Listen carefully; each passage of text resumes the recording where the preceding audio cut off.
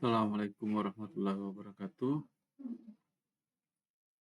Oke, pada pertemuan kita kali ini, kita akan membahas beberapa ancaman nyata dalam keamanan jaringan.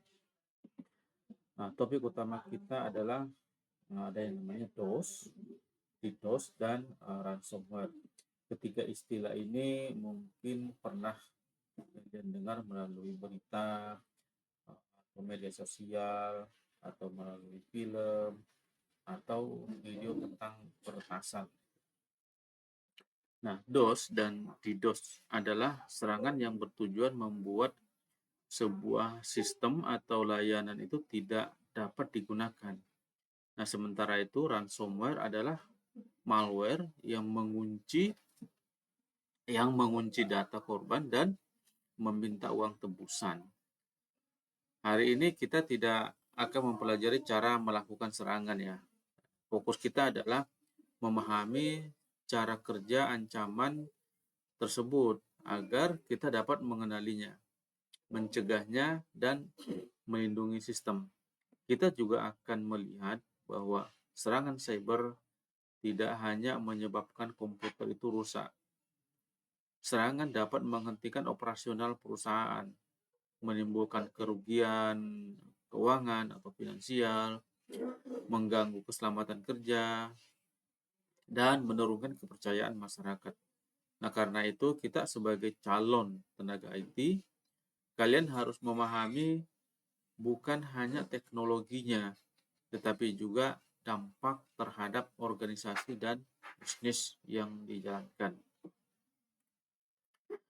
Oke, pembelajaran hari ini berlangsung selama 90 menit yang kita akan melakukan kuis singkat selama 10 menit untuk mengingat kembali materi pertemuan pertama sampai ketiga, yaitu konsep CIA triad.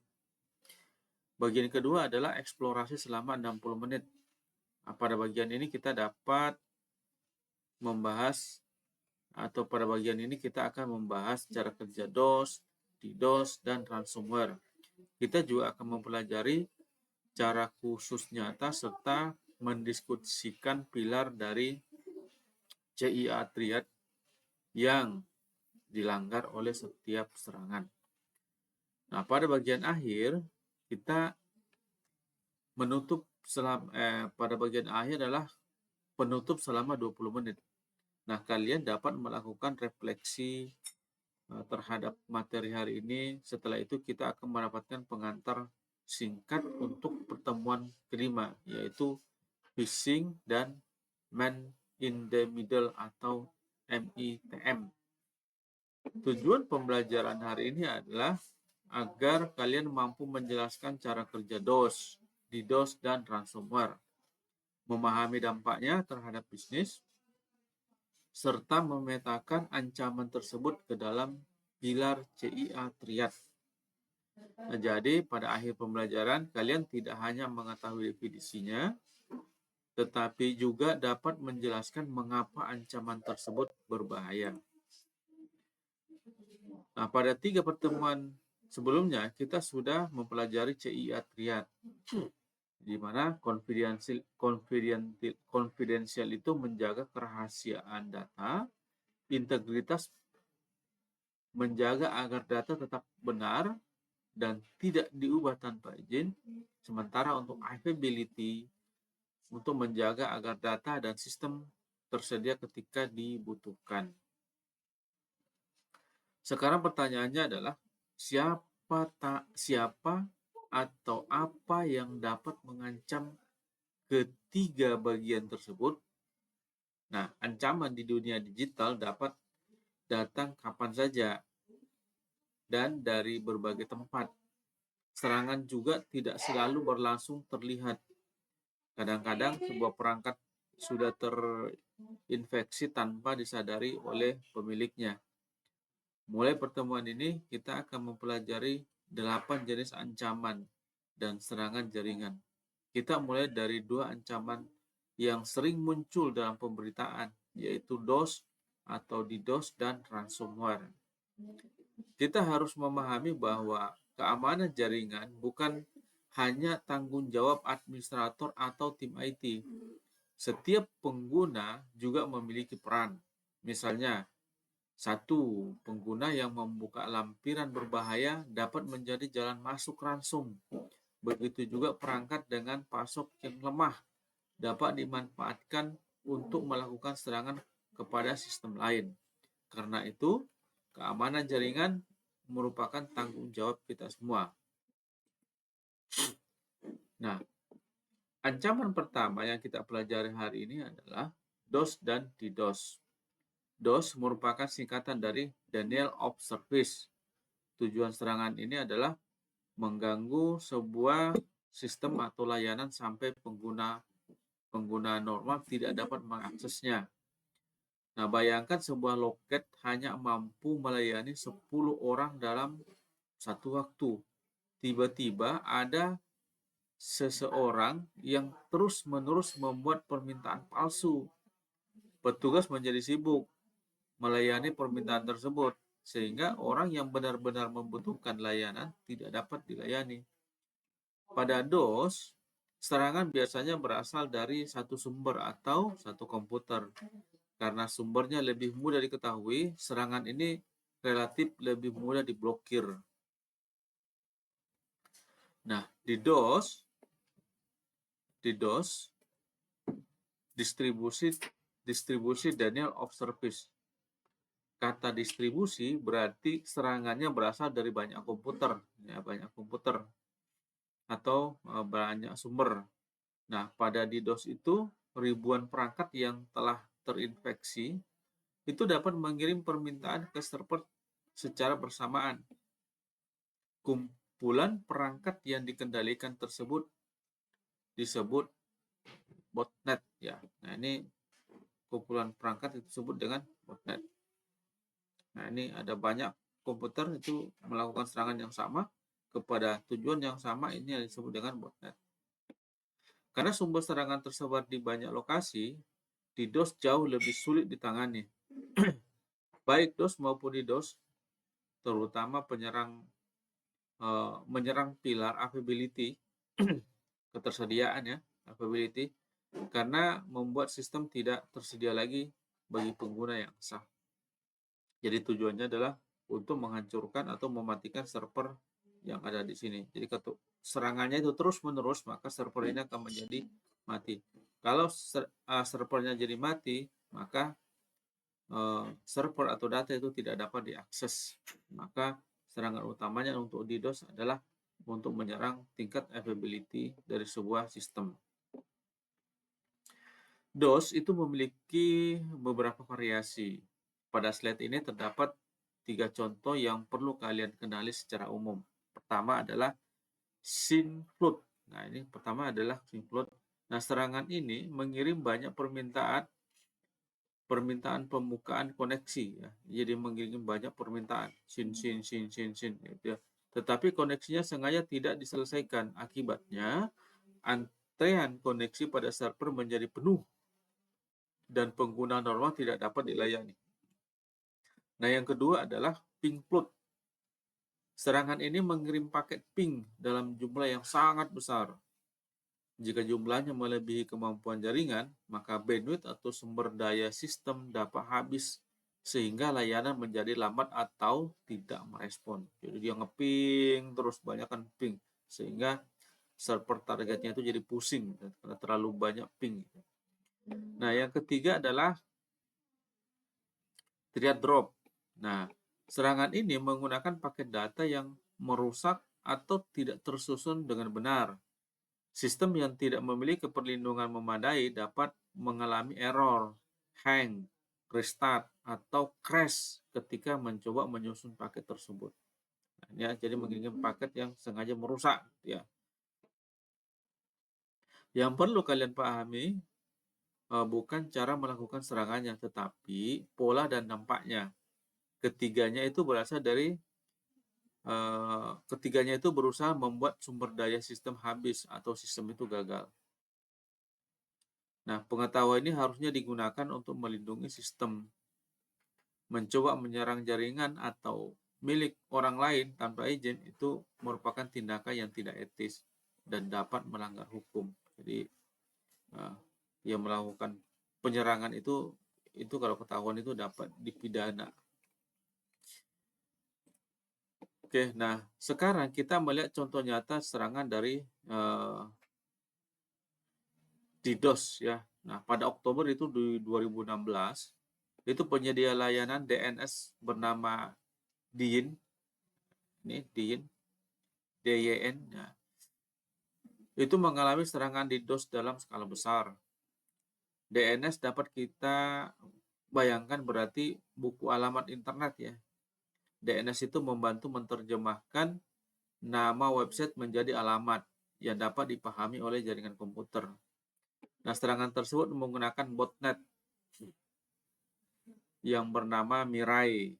Botnet ini terdiri dari berbagai perangkat Internet of Things atau IoT yang telah terinfeksi seperti kamera CCTV, router, dan perangkat lainnya. Ribuan perangkat tersebut mengirim permintaan secara bersamaan ke server DYN. Akibatnya, server itu mengalami overload dan layanan DNS-nya itu tidak dapat digunakan secara normal. Overload yang terlalu banyak permintaan sehingga server DNS-nya menjadi tidak dapat digunakan secara normal. Dampaknya tidak hanya dirasakan oleh DYN, sejumlah layanan populer seperti media sosial, layanan streaming, dan layanan penyimpanan pun tidak dapat diakses selama beberapa jam. Pilar CIA yang paling jelas dilanggar adalah availability, lagi-lagi availability. Jadi kalau DOS itu DOS dan DDoS itu yang diserang itu adalah availability-nya, karena layanan yang seharusnya tersedia menjadi tidak dapat digunakan. Pelajaran pentingnya adalah perangkat sederhana seperti router atau CCTV juga harus diamankan. Suatu perangkat kecil yang tidak aman dapat menjadi bagian dari serangan besar atau yang menjadi tadi bagian dari botnet-nya.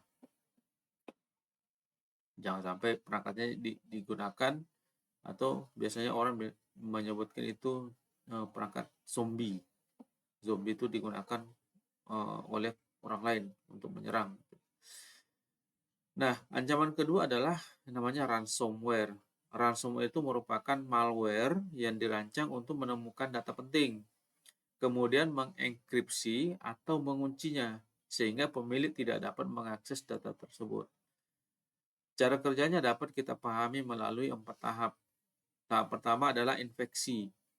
Malware dapat masuk melalui phishing, lampiran berbahaya, link palsu, atau celah keamanan yang belum diperbaiki.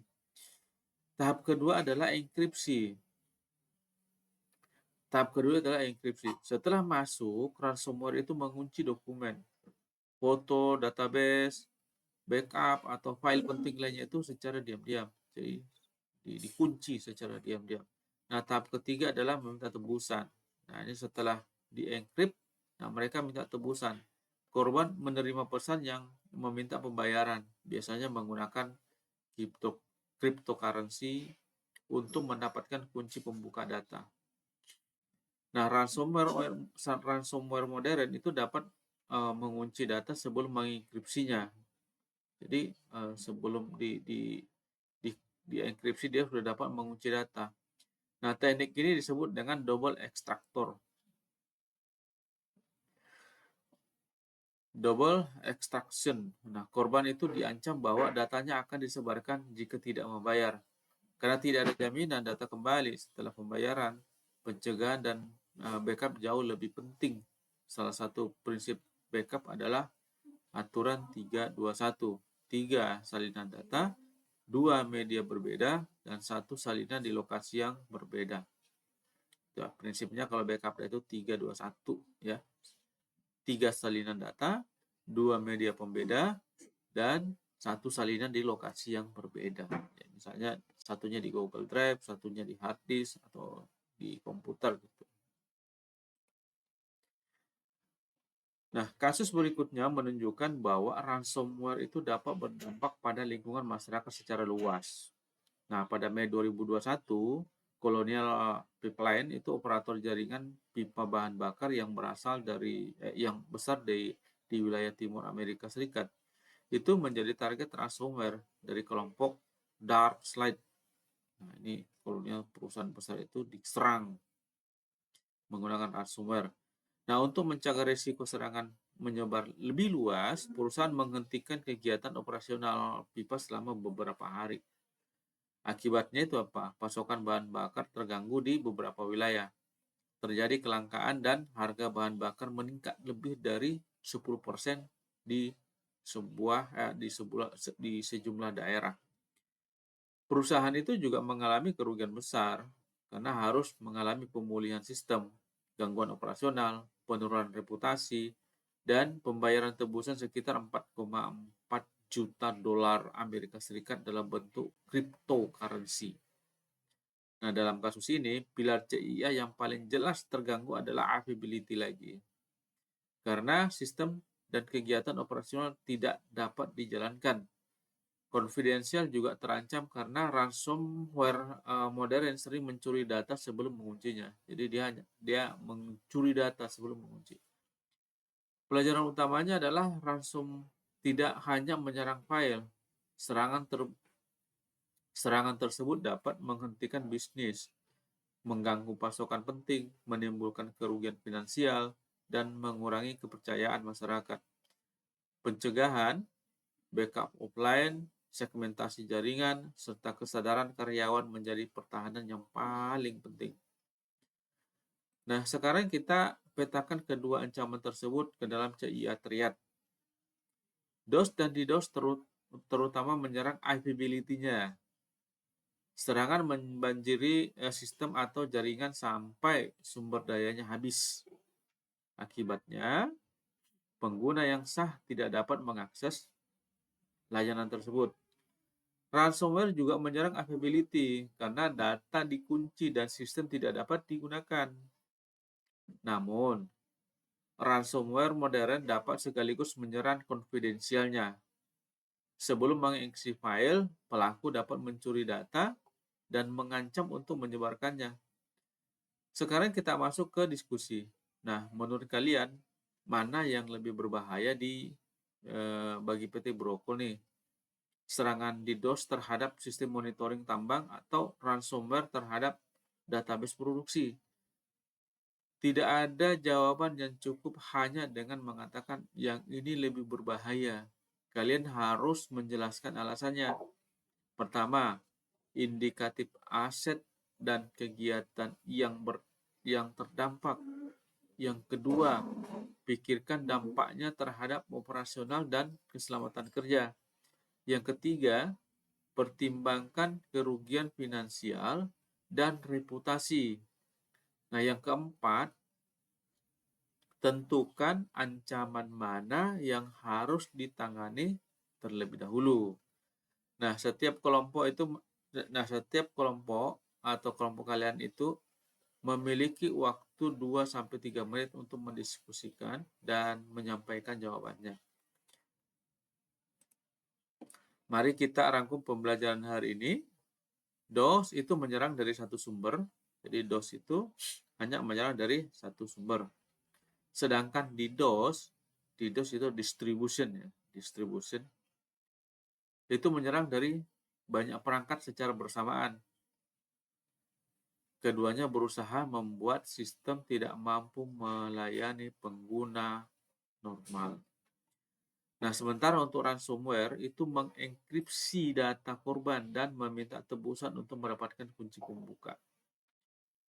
Kasus Diyin DNS tahun 2016 dan Colonial Pipeline tahun 2021 itu menunjukkan bahwa kedua serangan tersebut dapat menimbulkan dampak bisnis yang sangat besar. DOS dan DDoS terutama mengancam untuk availability-nya, ransomware mengancam availability dan juga dapat mengancam konfidensial apabila data tersebut dicuri. Nah, mengapa materi ini penting untuk perusahaan pertambangan? Pertama, Kegiatan operasional tambang itu bergantung pada sistem monitoring, dispatch, komunikasi jaringan, dan berbagai perangkat digital. Jika sistem tidak tersedia, produksi dapat terganggu dan biaya operasionalnya itu jadi meningkat. Yang kedua, data produksi, keuangan, kontrak, dan data bisnis merupakan aset penting. Jika dikunci atau dicuri, perusahaan dapat mengalami kerugian besar.